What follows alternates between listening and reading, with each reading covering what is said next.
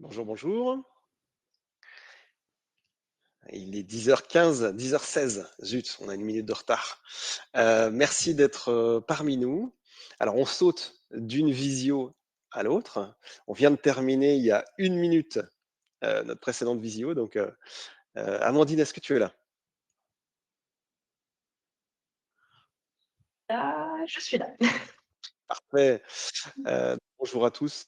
Euh, Aujourd'hui, on va vous parler de veille réglementaire. C'est pour ça qu'on est là. Donc l'objectif, c'est de faire, simple, de faire pas cher si on peut, je vais essayer de vous montrer ça, en quelques minutes. C'est vraiment un atelier, donc il y a pas beaucoup de diapos, heu, je veux vraiment vous montrer comment on fait. Donc est-ce que vous pouvez me dire déjà si vous m'entendez bien, s'il vous plaît, dans le chat? Voir si ça passe correctement.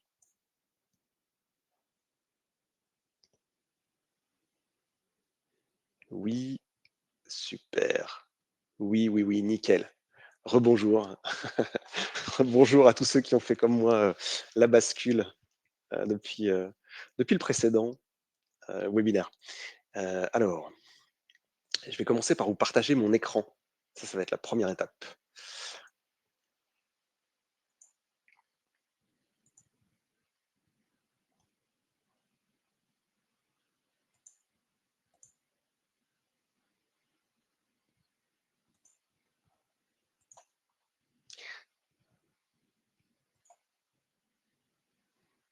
Alors, est-ce que vous voyez bien mon écran? Je là, c'est moi qui ne vois plus rien.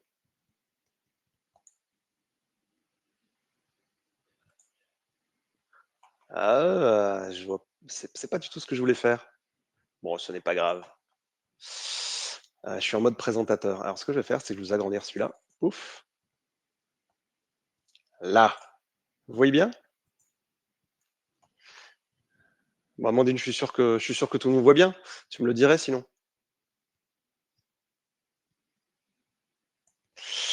OK, donc on va parler de, tout ce qui est veille réglementaire. Alors, très simplement, un petit, mot pour vous dire qui on est. Depuis 2008, on aide les entreprises à se simplifier la vie dans tout ce qui est qualité, sécurité, environnement. OK, on intervient, en France, en Suisse, au Luxembourg, en Belgique.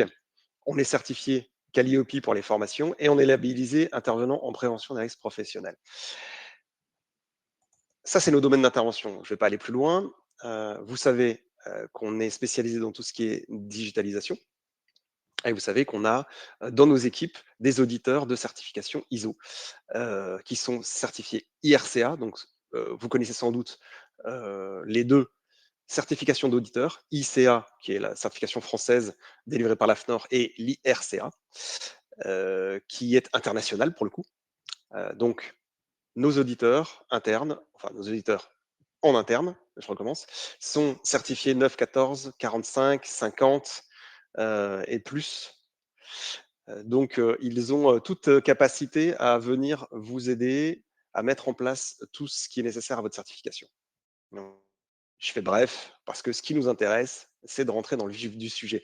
Donc, comment mettre en place un processus de veille réglementaire? Alors, en petit, c'est marqué simple et efficace. Pourquoi? Parce que eh ben, la veille réglementaire, c'est indispensable. Le principe de nos métiers, c'est quand même à la base, alors je parle plus peut-être pour la partie HSE que pour la partie qualité, mais d'ailleurs la veille réglementaire va plus intéresser la partie et évidemment HSE que qualité.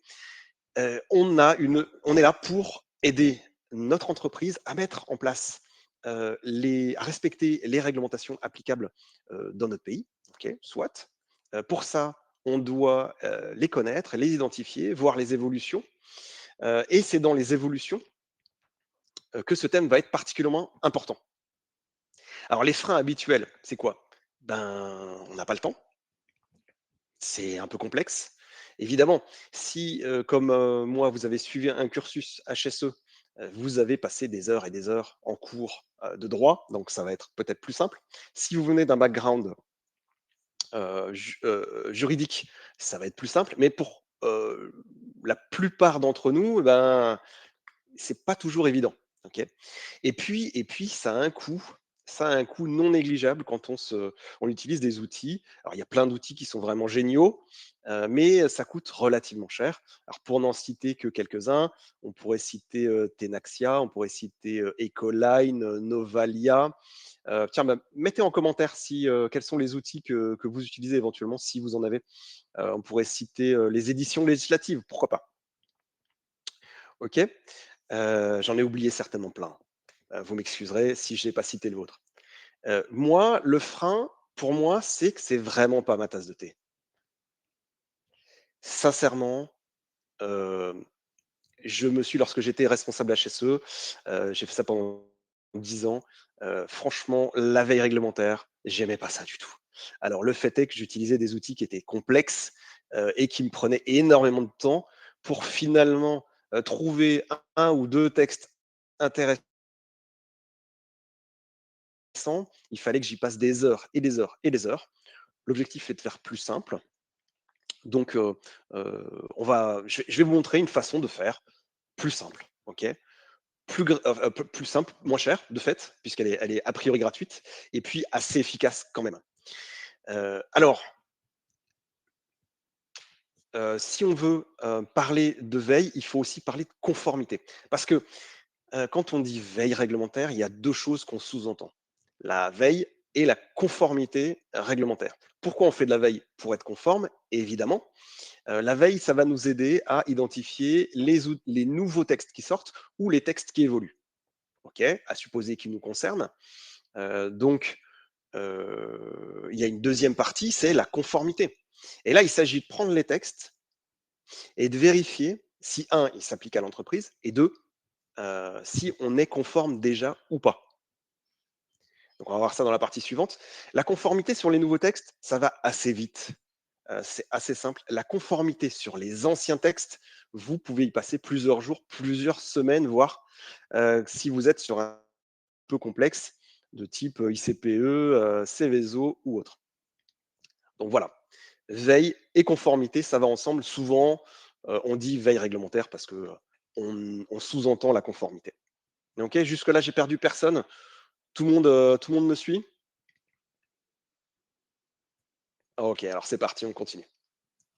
Merci, Gwenaël. Alors, la fréquence recommandée, je vais vous dire, vous pouvez le faire tous les jours. Vous pouvez sortir le bulletin officiel ou le journal officiel et checker tous les jours, tous les textes si vous le voulez. C'est pas un problème. Qu'est-ce que ça va vous apporter? Pas sûr que ça vous apporte grand-chose. Vous allez perdre beaucoup de temps. Vous pourriez vous dire: «Je vais le faire toutes les semaines». OK, là encore, ça va être très, très chronophage. OK? Moi, ce que je vous recommande, c'est d'aller sur le mensuel. Vous allez, par exemple, prendre, 4 heures dans votre agenda.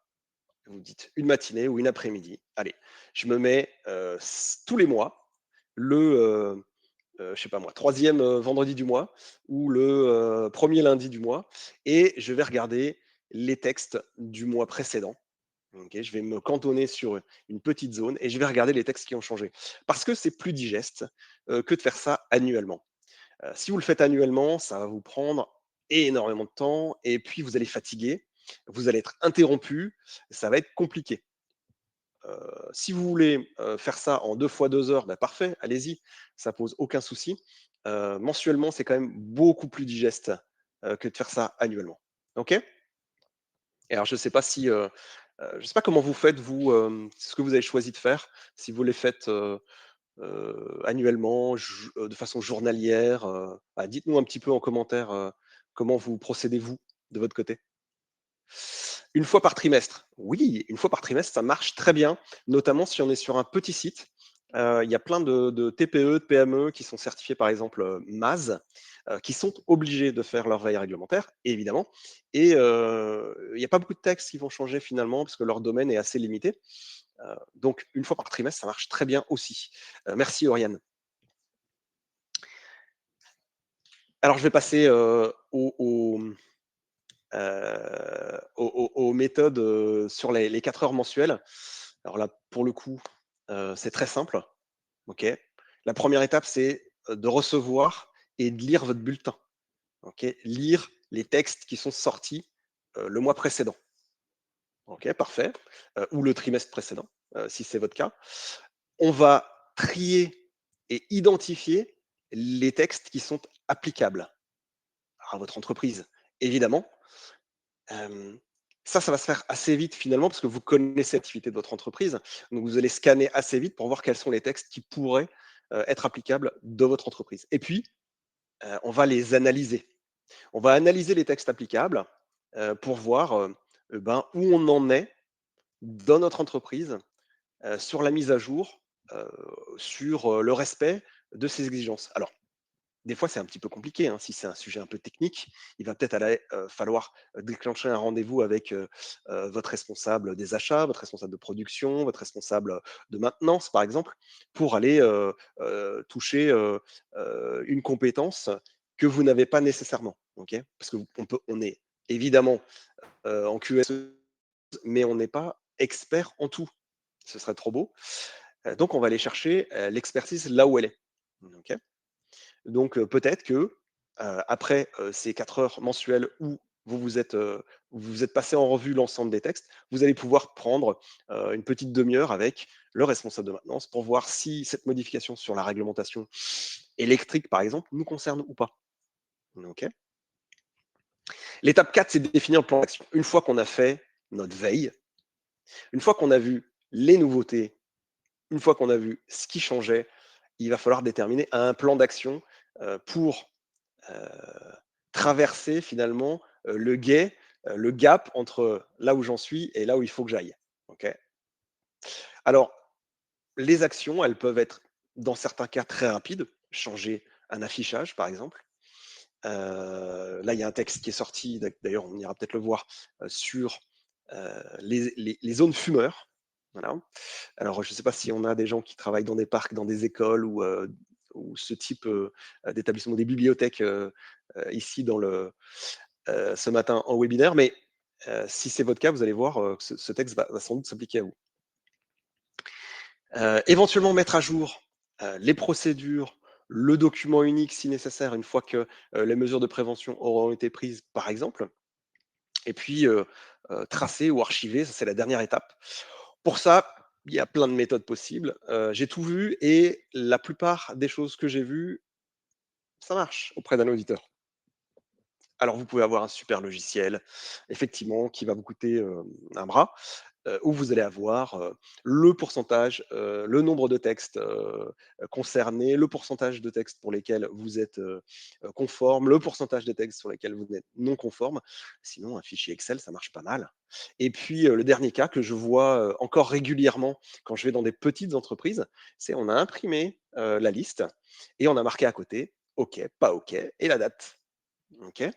À partir du moment où on peut prouver que les choses sont en place, ça peut suffire. OK? Alors, ce que je vous propose, c'est de passer tout de suite à la phase, démonstration. Alors pour ça, il faut que j'ouvre, mon browser. Je vais prendre, hop, celui-ci. Ouais, s'il veut. Tant pis, c'est pas grave, je vais prendre l'autre. Hop, bim, le voilà. Alors, je vais, taper par exemple, où est-ce que je vais aller chercher, mes informations? Je vais aller les chercher sur l'INRS. Regardez, c'est pas cher. C'est pas cher du tout même, hein, l'INRS, pour rien vous cacher. C'est très simple, si vous n'êtes jamais allé sur le site, OK, l'Institut national de recherche et de sécurité, vous allez aller dans publications et outils. Si vous n'arrivez pas à me suivre, vous mettez, un petit mot dans le chat et Amandine me fera un coucou pour me dire que, les gens ont du mal à suivre. Dans publications et outils, vous avez, des publications juridiques. Dans les publications juridiques, ce qui nous intéressait, c'est les actualités juridiques. Juste ici, si vous arrivez à suivre, ma souris. Dans les actualités juridiques, vous allez retrouver, eh ben, regardez, des actualités juridiques mensuelles. Alors, vous pouvez choisir aussi de les avoir en annuel, hein, pas de souci. Hem, donc on peut prendre, par exemple, le bulletin, je sais pas moi, juillet-août, c'est le dernier qui est paru. Donc je vous dis, qu'il est, pas nécessaire de le faire plus d'une fois par mois, c'est parce que, et ben, vous allez avoir le bulletin du mois précédent qui va sortir en cours de mois ou 2 mois plus tôt. et on n'est pas à la journée près. Ok, concrètement, à partir du moment où vous avez un processus en place, je connais aucun auditeur qui va vous dire ah on a dépassé de 5 jours, ça devrait déjà être en place chez vous. Oui, enfin vous avez un processus en place, c'est déjà pas mal et c'est déjà beaucoup mieux que la majorité des entreprises. Ok, donc on peut avoir une synthèse, mais ce qui va nous intéresser, c'est la version PDF. Donc regardez, si je la télécharge, ouais, je vais la télécharger où? Hop, je vais la télécharger sur, je sais pas moi, où est mon bureau? Ici, hop, bureau. Tac, je vais la télécharger. Ah, elle existe déjà, mais oui, parce que j'ai téléchargé hier. On va la remplacer quand même. J'ai pas téléchargé hier, j'ai téléchargé vendredi. Je vais l'ouvrir. On va l'ouvrir. Voilà ce que ça donne. Vous êtes sur l'actualité juridique du mois de, alors là, ils ont fait juillet-août pour l'été. Vous avez, d'abord les premiers textes, qui sont mis, en lumière, hein, OK? Et puis vous avez l'ensemble du sommaire avec tous les textes qui vont vous concerner ou pas. Alors ce texte, ce sommaire est cliquable, hein, on peut choisir d'aller sur l'un ou l'autre des textes. OK, je vais simplement descendre. Là, vous avez un focus sur de la jurisprudence. Bon, très bien, préconisation du médecin, OK. La mise en œuvre des préconisations du médecin, dans tous les lieux où le salarié intervient. Bon, bah, la Cour de cassation a dû juger que c'était absolument indispensable de respecter les préconisations du médecin. Ok, jurisprudence. Je ne vais pas le détailler, hein, inutile, mais vous avez des explications de texte en fait. Vous n'avez pas juste le texte. Regardez, formation à la sécurité, passeport de prévention. Alors ça, c'est une nouveauté, effectivement, vous en avez sans doute entendu parler. Ben, vous le retrouvez naturellement, il est sorti. C'est un décret du 1er août 2025. Ben voilà, il est sorti. Alors, vous voulez savoir, vous voulez avoir des éléments, vous voulez scanner rapidement le texte pour savoir si vous êtes concerné ou pas, vous pouvez le faire depuis là. Ok. Mais si vous voulez, vous pouvez aussi aller directement cliquer sur le haut, vous voyez, du document. Et là, ce qui va se passer, c'est que vous allez avoir Légifrance qui va s'ouvrir et vous allez avoir le texte en entier si vous le désirez. Ok. Donc vous pouvez le télécharger puis la noter si vous le souhaitez. Alors, l'avantage, c'est qu'on va très vite au texte, en fait. Là, on a déjà une sélection des textes principaux qui vont vous concerner. OK? Ici, par exemple, on va nous dire que je vais agrandir un peu parce que je ne sais pas si c'est très lisible sur votre écran. Le public concerné, employeur, organisme de formation, organisme, hop, certificat, bon, j'arrive pas à lire. Je vais redescendre. Organisme certificateur, titulaire d'un compte personnel de formation, caisse des dépôts et de consignation. D'accord. Donc, je vais voir que ça me concerne. Je suis employeur, du moins mon entreprise est employeuse, donc ça va me concerner. Ok, je vais pouvoir aller chercher dans le texte directement ou simplement revenir à mon PDF pour aller un petit peu plus loin. D'ailleurs, c'est ce que je vais faire. Donc, pour l'ensemble des textes, vous avez une explication. Je reviens sur la formation à la sécurité. Vous avez une explication et vous pouvez passer rapidement, comme ça, sur les détails ou aller directement sur le texte complet. Ok, facile de savoir si vous êtes concerné.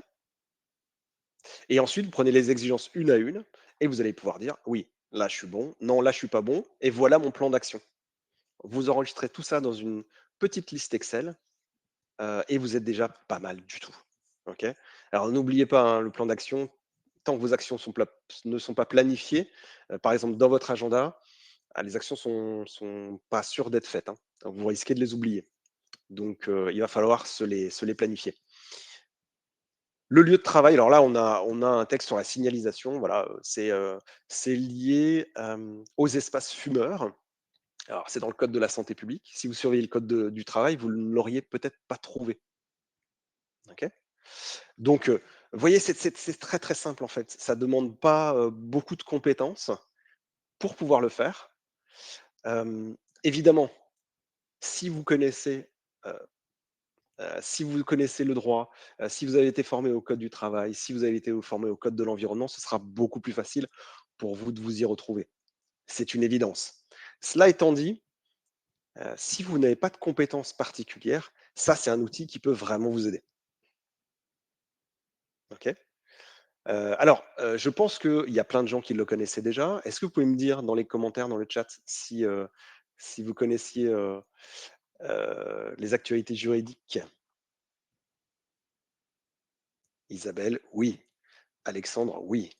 OK. Est-ce que vous l'utilisiez ou est-ce que vous utilisez d'autres outils aujourd'hui?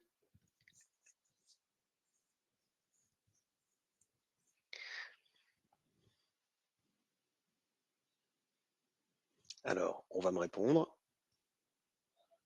Ah, OK. Entendu parler, mais je débute dans le métier. OK, OK, OK. Donc, bah, là, ça, c'est parfait. Si on commence dans le métier, c'est parfait. Alors, il y a une façon encore plus simple de l'utiliser, c'est s'abonner d'actualité juridique. Donc, si vous vous abonnez, vous allez pouvoir mettre, votre adresse email et choisir les publications, parce qu'il y en a plusieurs de l'INRS. Vous allez choisir la publication qui va bien et elle vous sera envoyée, eh ben, dès qu'elle sortira, tous les mois, directement dans votre boîte. C'est pas beau ça? Voilà, ça c'est pour la partie HSE. Pour la partie HSE, si on veut parler de la partie environnement maintenant, alors qu'est-ce qu'on pourrait avoir comme, outil pour la partie environnement? Bah, très simple, vous connaissez sans doute, alors si vous ne le connaissez pas, vous devriez, le site AIDA. Je tape AIDA. AIDA, le site de l'INERIS.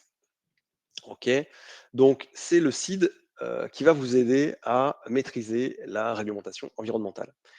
Alors vous avez simplement, un onglet réglementation et là vous allez voir, classement chronologique par exemple, les derniers textes ici qui ont été mis en ligne sur le site de AIDA. Et voilà, alors c'est bête comme chou, vous avez directement les liens.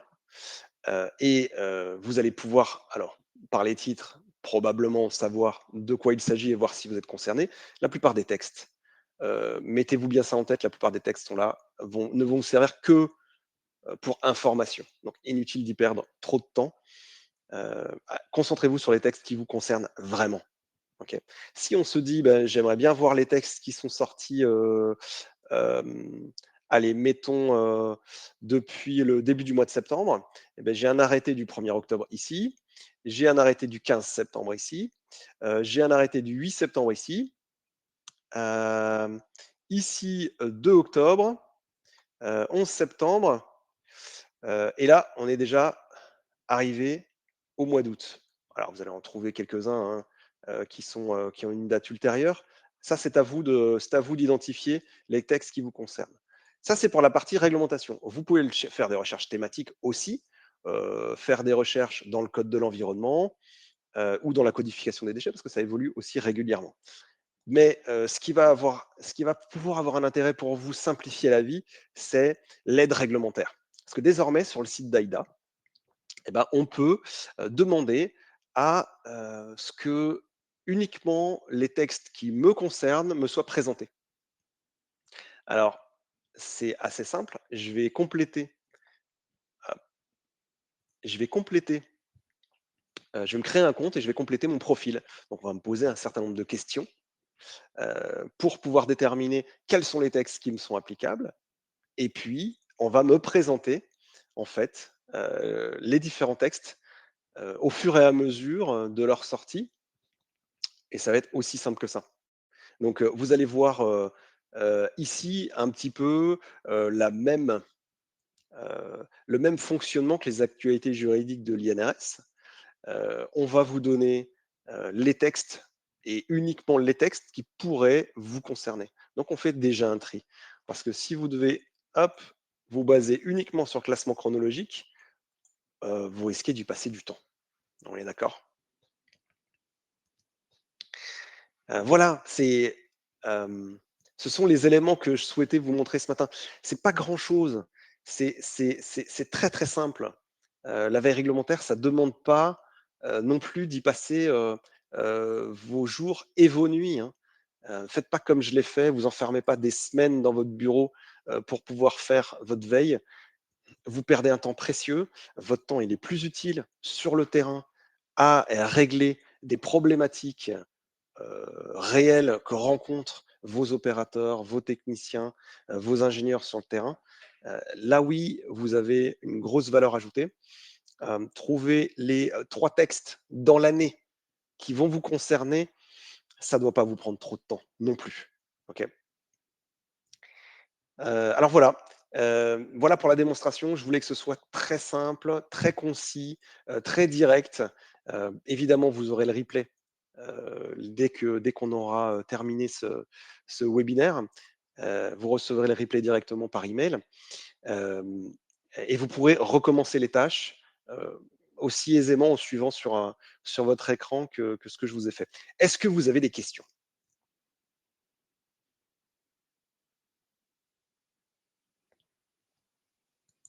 Alors Amandine, dans le chat, est-ce qu'on a des questions? Céline nous dit: «Non, pas de questions».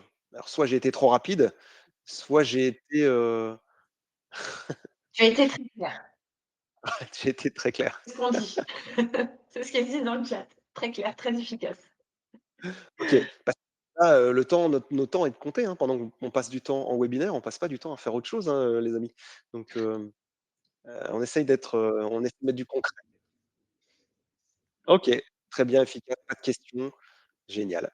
Peut-être que Gwenaëlle va en avoir une parce que pour elle, c'est un peu plus, récent? Non.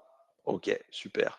Et ben, côté qualité, en fait, côté qualité, il y a quand même beaucoup moins de textes, qui vont être applicables. Alors après, ça va dépendre de votre secteur d'activité, en réalité, et là, il va falloir chercher plus spécifiquement.